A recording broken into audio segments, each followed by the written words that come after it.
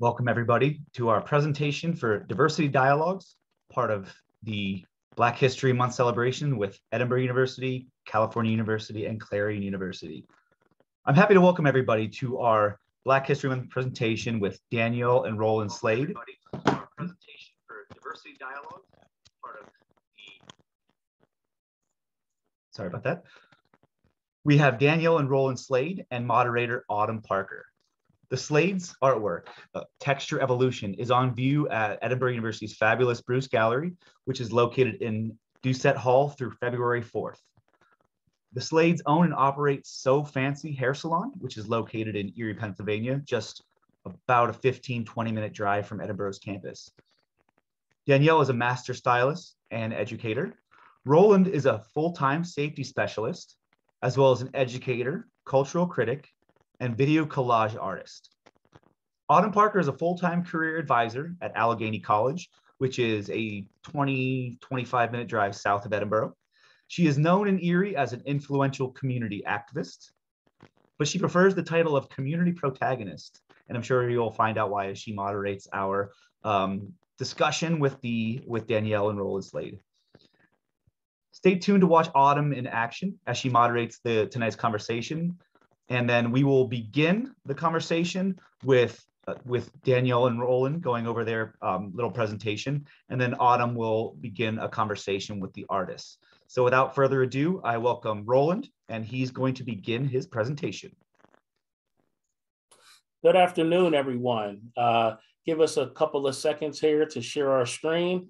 And then without further ado, you will hear Danielle.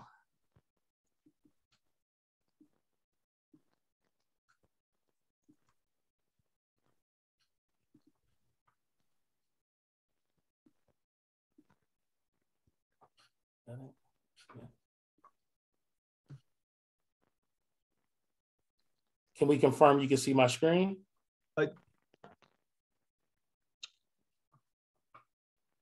I think, yeah, there you go. We are all set. Okay, there you go. No. Oh, okay. Okay. Hello, everyone. Hello. I'm so excited to be here. This is just such an amazing opportunity. So I'll just introduce myself. I am Danielle Slade, hair artist, educator, salon owner, natural hair expert. I'm a healthy hair advocate, and I'm also an author. And just a little about myself, for those that may or may not know me, I started learning how to do hair at about 7 years old from watching my mother do hair. And then I started practicing on my baby dolls and my 3 younger sisters. I continued to do hair throughout my teenage years and was even accepted into a cosmetology vocational program in high school. Now, after the first year, I dropped out of the program because I really wasn't learning anything about Black hair. There was just like a very small chapter in the textbook about Afro hair, quotation marks, and it all just kind of felt like a waste of time. So I dropped out, and I was a beauty school dropout. So after high school, I did attend college, and I worked in corporate for over 10 years. But my love of hair and all things beauty just never stopped. It was always just deeply embedded into my heart and my soul. So in 2011, I returned to cosmetology school and obtained my license, my cosmetology license, and my master educator license later in 2013.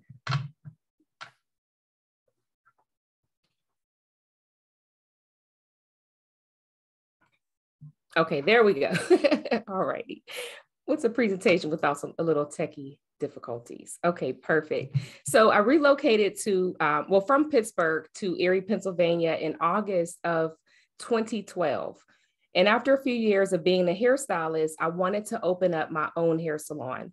So I began planning exactly how the salon would look, feel, and even smell.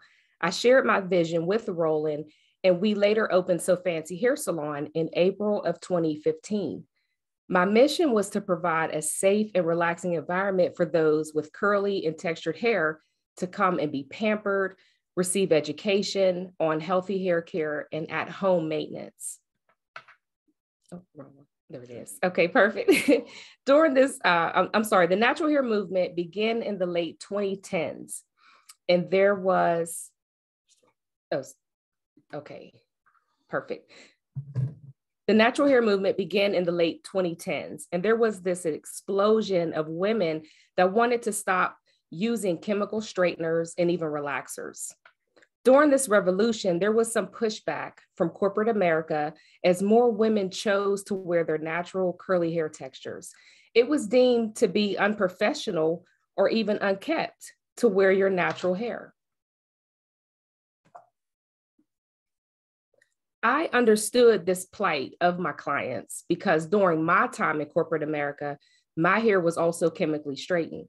I had to maintain a specific image to represent the company and even be considered for job promotions. Even wearing a braided hairstyle came with this level of anxiety because I had to prepare myself mentally the night before just for the stares and uncomfortable questions that would follow the next day at work. So when a woman sat in my styling chair, it wasn't just about providing a hairstyle. It was an opportunity to be vulnerable, to escape the societal normalities, to cry and embark on this new journey. It was freedom.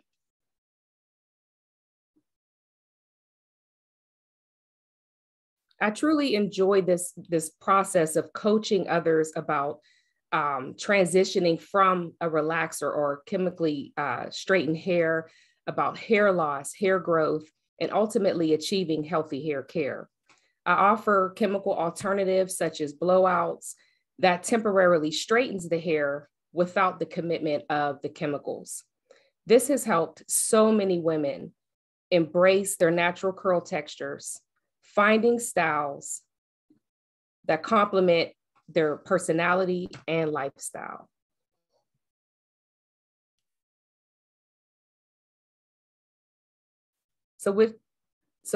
This brings us to the Erie Crown.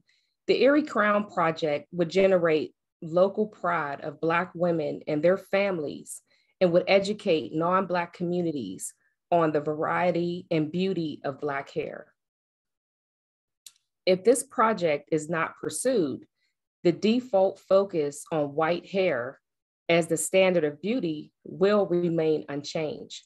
I want women to know that wearing braids and locks and twists are more than just a protective style. It's an expression of artistry.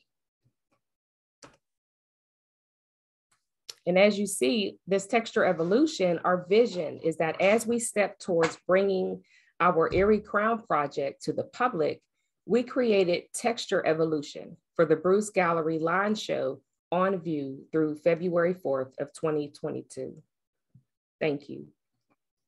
So while that concludes this presentation that we gave you guys, I wanted to segue into a little bit of, what it is that I do. Now, this is a collaborative effort with me and Danielle, where, of course, she provided the beautiful hairstyles and color. And what I did was I gave us an up close look at the different lines that that was brought to you.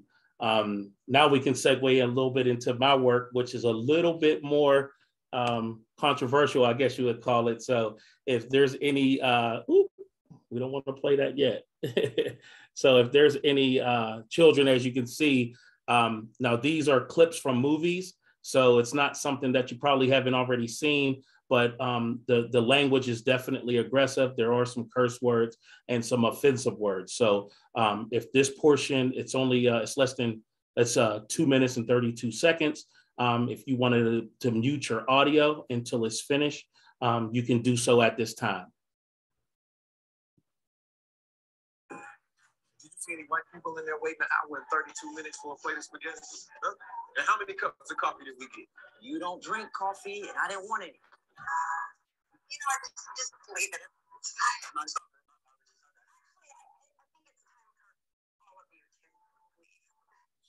PJ, thank God you're here. How'd you find?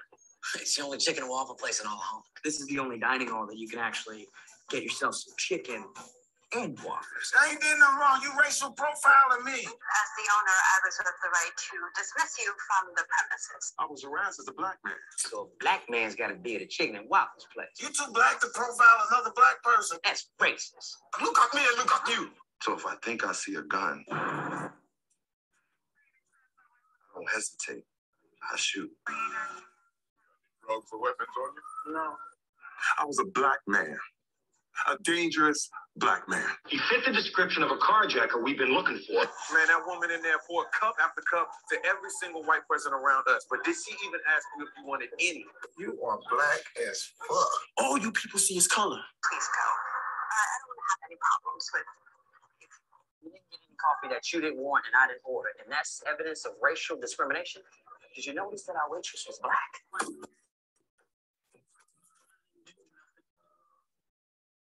Think you tough. See, a threat. And black women don't think in stereotypes? Yeah, I like that. You tell me something, man. When was the last time you met one who didn't think she knew everything about your little lazy ass before you even opened your mouth? Huh? That's why I took this job. I hate motherfuckers like you. That waitress sized us up in 2 seconds. We're black and black people don't tip. So she wasn't gonna waste her time? Niggas ain't shit. Now somebody like that, nothing you can do to change their mind. A lot of gangs congregating this area. Are you in one? Take your time. Why are you pointing your gun at me, officer? Blow your head off with this Smith and Wesson. Look, the owner straight profile us, okay? We didn't do nothing wrong. I've done absolutely nothing wrong.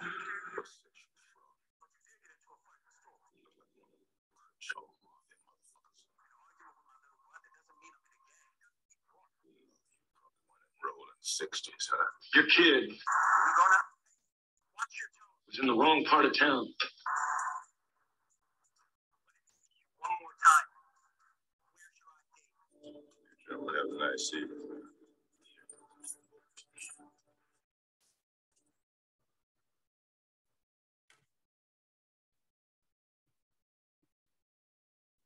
And that is the presentation. I guess I'm Wow. passing it to you, Autumn. Yes, you are. You're passing it to the protagonist, which I have essentially been preempted to explain upon. But I really just want to take a moment to show gratitude to Danielle and Roland for taking time and energy out of their day to empower us with some local resources that we can get excited about investing our own time and energy and financial resources so that we can help sustain this space of freedom, as Danielle had emphasized throughout her presentation, in which Roland has partnered with her in creating a space for. So again, everyone, my name is Autumn Parker, and as Chris introduced me earlier, I'm a career advisor at Allegheny College and a community protagonist, as I prefer to be called. Mainly just to give you some quick insight to that, usually when we think of protagonists in a literary term, we think of them as the main character or the champion of a cause, and that is not what I'm alluding to at all. I am just one of many individuals who are actively pursuing spaces for us to not only have these conversations, but to follow up with action steps so that we can pass the torch to the next generation to, create more of these informative and these freeing spaces to inform us of ways that we can better our society, but hopefully lessen that burden. And really, I see protagonists as a supporter in the sense of advancing someone else's cause as well. So I'm really excited that I get to support Danielle and Rowan in advancing what they have taken much of their own personal resources, I'm sure, right, Danielle? Cultivating this, yeah, they're nodding their head, and cultivating this space for freedom. So, you all have left us, I'm sure, reeling with a ton of questions and insights to your presentation. But I really want to start upon how, Danielle, you began this presentation giving us a backstory to how you got involved in becoming a lover of hair, of texture, of curls, and how your family was a big significant part of that, but also particularly you talking about how you practice on your dolls. And that immediately brought me back to my own childhood, but thinking of how a lot of my dolls represented the white Eurocentric standard of beauty. And so when I did see a Black doll, for instance, or any doll of color that represented me, I was detached in a sense. I couldn't necessarily make that connection just yet. And so I wonder if you experienced that yourself when practicing on your dolls, or did you kind of contemplate, how does my identity translate to who it is that I'm practicing on and the greater world around me in that context? Absolutely, Autumn. It's very nostalgic when you start to, think about childhood and just those experiences. And when you're a child, I would say when I was a child during that time, I really didn't understand that there was this difference in myself and these baby dolls, so to speak. And I remember when I did receive my very first, I would say, colored doll. I believe it was a My Child. It was called My Child. And it was it wasn't more of like the smooth skin. It actually had like a textured fabric that was wrapped around the doll. And the doll had like straight hair, but the tone was more tan. So it did closely match mine at that time. And I can just remember how much that just kind of became my favorite doll. I love to play with that doll. And as far as styling the dolls, I guess at that time, being like 7 and 8, I knew that there was a difference in styling their hair. And I think I enjoyed it because it was so different than the experience of getting my own hair done with the kinks and the curls, and just that struggle of going through getting my own hair shampooed and conditioned and braided, or even straightened with a hot comb. So to me, it was almost kind of exciting to do this doll that had straighter hair, that I didn't have to put in as much work into it. So but most of it was cutting. I would just take the dolls and, sneak and get my mom's sewing scissors and just cut their hair. So I got in trouble a lot because I was like really destroying these dolls' hair. Listen, I can relate to that because my mama would pop up in my room. She was like, I just bought this doll, cut off half her head. And I was Yes. like, well, we're supposed to be using this as an opportunity to explore. And that's what I really hear you, emphasizing throughout your nostalgic experience, is this freedom to explore the different ways in which hair can be styled and celebrated. And, quite frankly, I think this does translate to another point of conversation I would like to touch upon. So Tiffany M. Gill, who is an African-American historian, particularly of 20th century, said that Black industry, the beauty industry, played a crucial role in the creation of the modern Black female identity, and that the seemingly frivolous space of a beauty salon actually has stimulated social, political, and economic change. And, thus African-American beauty entrepreneurs such as yourself have built and sustained a vibrant culture of activism in beauty salons and schools. And so, your activist piece translated to you even being simply intentional about not just the feel and the look, but even the smell of your space. And so I want you to dive a little deeper with us and tell us about your thinking process when you were cultivating this environment and knowing that it would have a real macro impact, not just micro and meso in our small community, but challenging people to think about what their experiences have looked like on a grand scale that has led them into this space, and to trust you with not only just styling their hair, but allowing them to fully express themselves through that process. So when I decided to come back into the industry, I should say, because I did spend some time in corporate America, so much had changed. I grew up basically during the 90s. And during that time, for me, hair salons and barbershop, they were the staples in our community. It was just, you just felt home. It was just a part of your monthly routine, or if sometimes every 2 weeks you would find yourself at your local hair salon or barbershop. And there was just so much that you could learn. I mean, it was a place to fellowship. It was a place to learn from other people, to meet new people, and to have your hairstyle. And you just felt amazing, when you left out. And when I returned to the industry, I noticed that there was just something missing. Something was missing from, just kind of what made the beauty salons what they were. And this is just across the country with with YouTube, and, a lot of people just kind of finding themselves trying to work it out on their own, do their own hair at home, and just really struggling. So when I had this vision, I really wanted to give, women and even young girls just this, a place where they can come and just really feel safe. And I know for me, I grew up, with my mom, hot combing my hair. And that was something that was almost like it can be a nightmare for some people when they think back to childhood and think about, major holidays or even back to school. That was almost a ritual in your home to have your hair hot combed. And for those that may not understand what that is, but it's like a metal comb that's placed on a stove until it's hot, and then it's then used on your hair to loosen and straighten curly and tight textures. And that could be very traumatizing for a lot of women. And so I didn't want my salon to have that kind of effect on people. So when I say even the smell, I wanted it to smell fresh. I wanted it to smell friendly. I didn't want people to come in and smell like burnt hair or just anything that would kind of trigger those childhood nightmares of, receiving those services.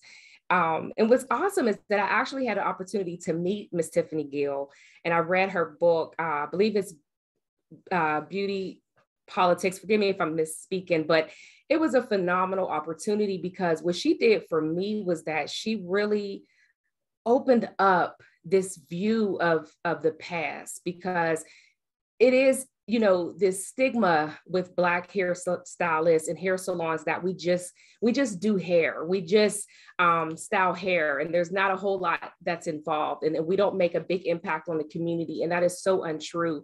And what she did for me in her book was to help me to understand the role that the hair salon and the beauty salons, and the barbershops played even in politics, and how just a lot of the activism, the movements that were done back, years ago, a lot of them started right there in the beauty salon. So that was it was such an enlightening experience for me. And it really helped me to see even more value in what I bring to the community and to my clients and even my own employees. And that's ultimately what I wanted to do, was just really help those that felt lost, that felt didn't feel attractive, that just didn't feel that they held up to this societal standard of beauty.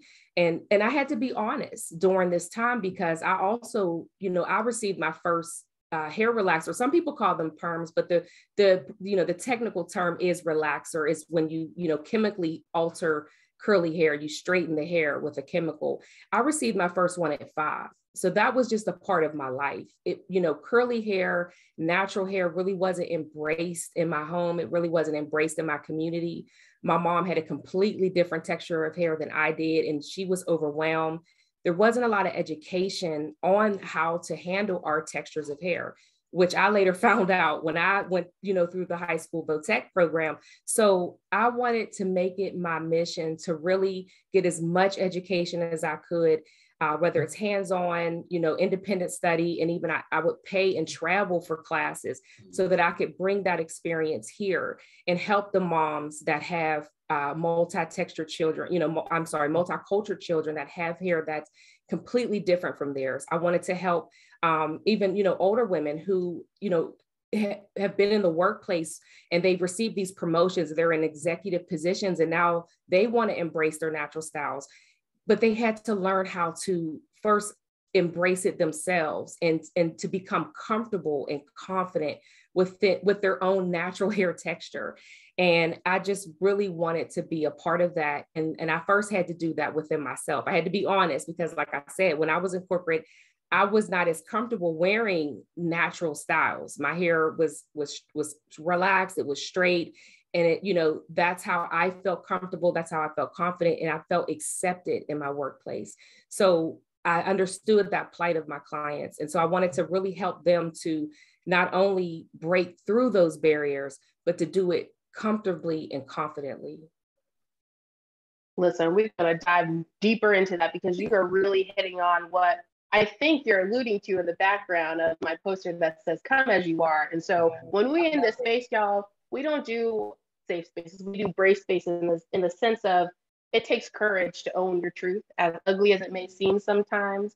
But more than likely, you'll find that we share across these lines then we do differ. And so Danielle, you really touching on how you had to check in within yourself first and understand, symbolize that internalized racism. Let's be honest, a lot of this conversation deals with the fact that we have lived in a Eurocentric Western society founded in the marginalization of people of color. And within that has influenced our everyday functionalities and access to our basic needs, such as proper hair care. And then within that process, setting the standard of what, you know, proper haircut actually means, right? And looks like. And so when you were thinking or talking about your corporate experience, that immediately took me back to my own early career, and even prior beyond that in college, where I was surrounded around more Black women who were embracing their natural hair. But we were all terrified in that process because, listen, we were terrified, especially because in Meadville, we were like, who's going to touch our scalp and want to at that, you know? So, you know, within those conversations and so forth, we really had to take a step back and be like, where is this fear coming from? And part of the fear was simply because we didn't feel educated about our own selves. And a part of that was a sense of shame almost, right?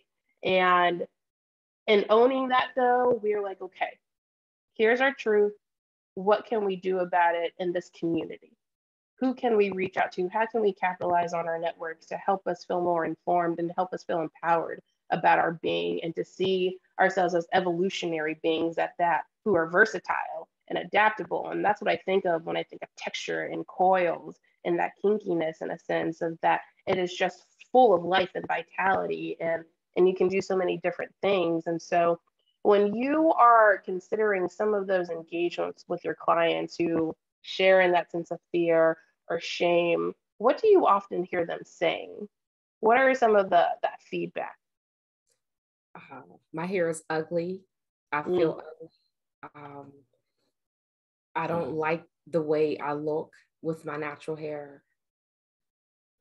I think it almost, you know, takes them back to those college days or even early childhood days where they, you know, especially if they were in an area or a school that was predominantly, you know, white or didn't really have a lot of diversity. It kind of brings back that old feeling of fear and even being afraid of just being who they are. And I think that one thing that I'm learning, you know, over the years is that I'm not alone in my own struggle, is that there's so many, you know, women across the country, Black and minority women who share the same feelings, that have had a lot of the same shared experiences where you just did not feel that you were beautiful because of the hair that was growing out of your scalp. And so we tried to do whatever we could to make ourselves feel beautiful, whether it's, wear extensions, or like I said, we straightened our hair, we chemically straightened our hair, anything that we could to try to fit into what that beauty standard was, right? Wigs. And, now it's a lot more common to see women of color, to see women in their natural textures, big afros and curls, and even the children in movies and in commercials. It's a lot more common now, but that was not the standard, even just 15 years ago, it wasn't often that you would see that. So not being able to really have an opportunity to see yourself in a positive image on camera, on commercials, even newscasts. I grew up in Pittsburgh, and I can't really remember too many women of color that were on television. And if they were, their hair was also straightened. It was not in a natural state. So there's a lot of barriers that have to be broken and have to be, kind of just bust open, so that way they can start to find themselves and love on themselves in this process, because it's definitely a process. It's a journey. It absolutely is. And thinking about your respective journey, especially, you had Roland, who was a committed, dedicated partner, I'm assuming, to helping you see this vision through. And so, Roland, I want to bring you into the conversation and just ask, what were some of your concerns, going into this process with Danielle given that even though this movement is going on a decade, if not a little bit over, and people have become more celebratory and embracing of textures and coils, we're still seeing some of that economic and socio-cultural flack for choosing this journey. And so did you have any concerns with Danielle choosing this route? Did you think, oh, this is going to be difficult getting a jump start, particularly with Erie, or were you hopeful? Well, it's funny because I actually was raised around hairstylists. So I had firsthand knowledge around, my dad dated a hairstylist. I was often in the salon, almost being babysat, so to speak. So being around stylists helped a lot. Also, I'm from the school of thought that if let's say my wife's passion was cupcakes, we would be doing the same thing just with cupcakes. I'm all for supporting my wife, my life partner, and whatever it is that she wants to do. I think that this took on a unique path though, because it's something that's so attached to us and our Blackness. I'm a guy who has always been a rebel rouser, so to speak. You know, that's why I've taken on the moniker cultural critic. And even when we first met, when, you know, we were just talking about this, her hair was relaxed and straight, and it was a beautiful style, and I loved it. But I think she keeps saying, I bet her that she couldn't grow her hair out. And I said nothing of the sort. I'm still waiting. I'm still waiting for about $50. I want to put this sip on my tea. I know I'm still waiting. We bet $50 my hair would not grow past a certain length. I'm still waiting. And what was that? What was that? 12 years ago? Almost 13 now. 13, yeah.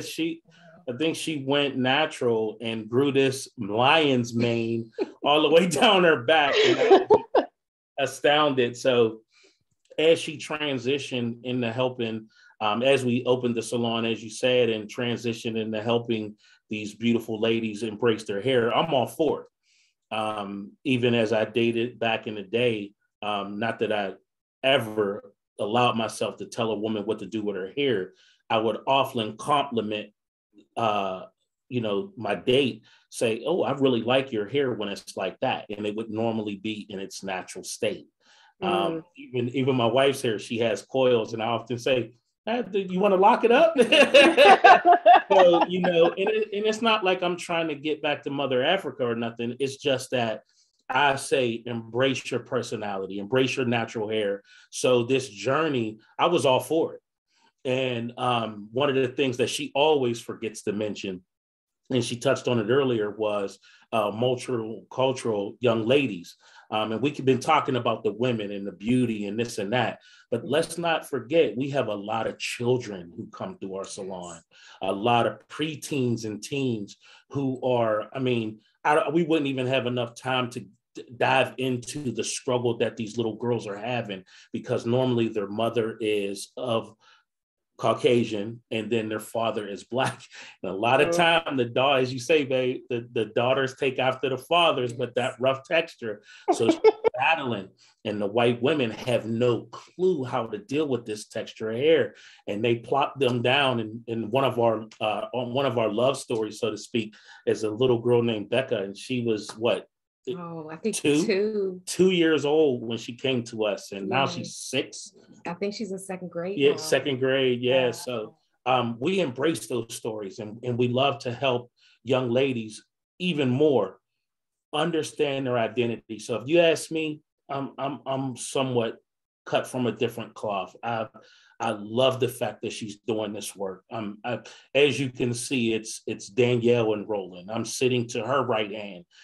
I always want to support her in helping other young ladies feel beautiful, because it's so much. And even with our Erie Crown project that we had to bring to the Lion Show, it was a huge disappointment that we couldn't get the funding that we wanted to bring Erie Crown to the city, because as she spoke about just a few seconds ago, how now it's more prevalent.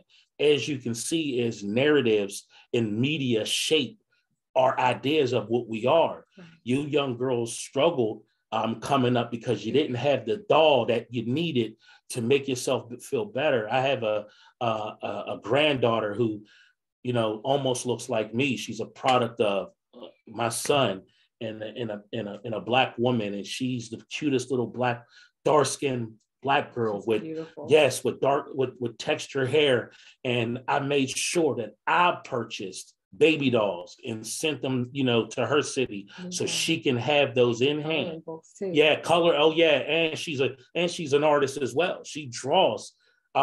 She's very young, and she has a nice pen herself. And I sent her books teaching her how to draw ethnic faces and stuff like that, right, to cultivate that gift, because I know my medium now is video. And we're coming up on 15 minutes, but I'm gonna say this and I'm gonna give it back to Danielle. But I'm also an artist. I drew all throughout high school, and I'm a product of a lot of the younger Edinboro students might not know what this is, but I'm a product of the Governor's School for the Arts. I got accepted to go to Bloomsburg, Pennsylvania when I was in 11th grade to study art with a bunch of other art students in fine arts, in theater, in dance, and in music. And there was a band of us that kind of got close, and we were definitely a minority on campus. But we flourished because we had each other. So there's power in numbers.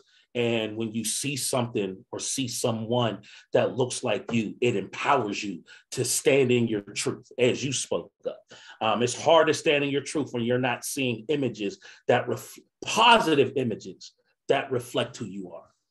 Awesome. Add in, okay.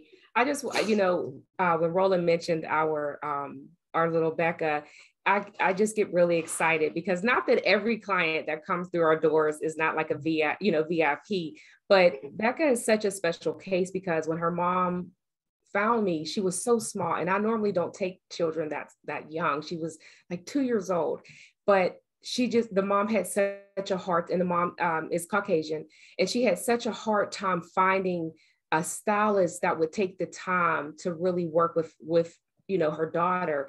And so when she found me, you know, she just had this cute little afro, and she, you know, everyone that she had taken her to would always just cut her hair. They would just cut it into a fro. And so when she first came, for a few years, we couldn't even put a cape on her, because anytime a cape was put on her, it reminded her of getting her hair cut, and she didn't want to get her hair cut. So, you know, it wasn't just about hairstyling. You know, and that's what I spoke about my presentation. It was this journey that I was able to embrace, even, you know, for myself, to take Becca and her mom on along the way. And what I love about this particular client is that her mom really took time to learn. I mean, we were very hands-on. I mean, I would show her mom what products to use, how to style her hair, how we shampoo, how we, deep condition, how we detangle. And to see them now, I mean, it's just phenomenal to see how far that they've come, that her mom wanted to share in that journey. She didn't just, drop her off to, not that that's wrong. I'm not against that. But I could just tell that there was such a passion in her mom to want to be able to share in this journey with her daughter. And they, they have done so well. And I mean, now she's experimenting with haircuts and all kind of different styles. And I just love that, there are moms out there that are willing to put in the work, because it is work.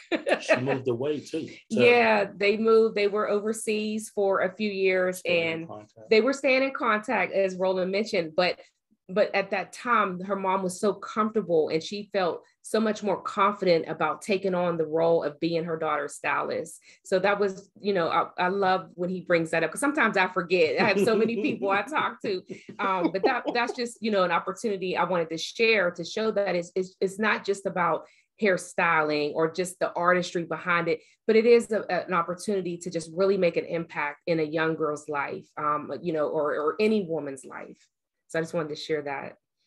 No, and I'm glad you did. And honestly, I think that it's a beautiful sentiment to how this is not just a one-stop shop necessarily.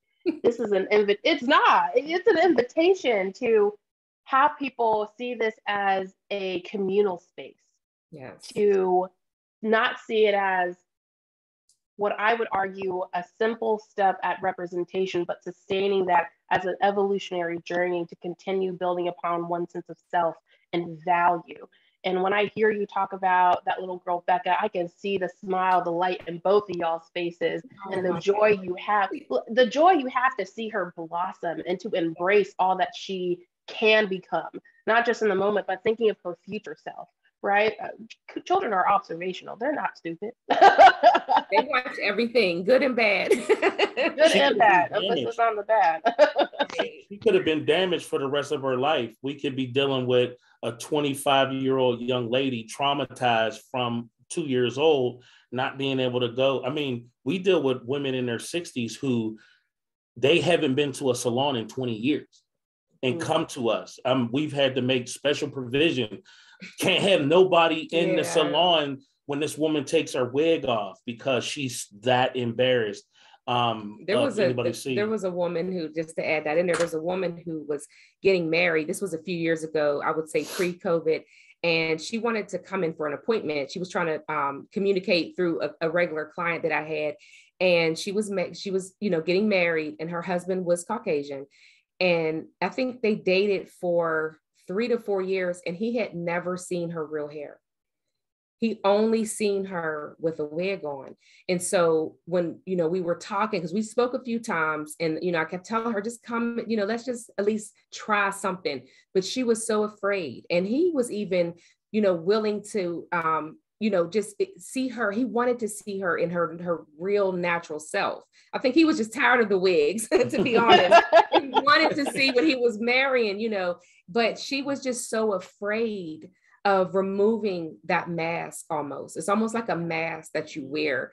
And COVID happened, and I haven't been in touch with her, but I really hope that she was able to finally just take that mask off and say, here's who I am, and just allow him to love on her, her whole self, the entire person. Absolutely. And honestly, I think that too, I'm not trying to backtrack. Don't worry, y'all. We are mindful of time. But a lot of this conversation, again, emphasizes the internalized trauma that our community is still working through. And Roland, your video collage, I definitely think emphasized how this is not necessarily just a Black and white conversation. It's just enough color conversation as well, where we need to, as we've emphasized throughout, own our truth and own how it has impacted the way in which we move, not only in relation to ourselves, but how we interact with each other.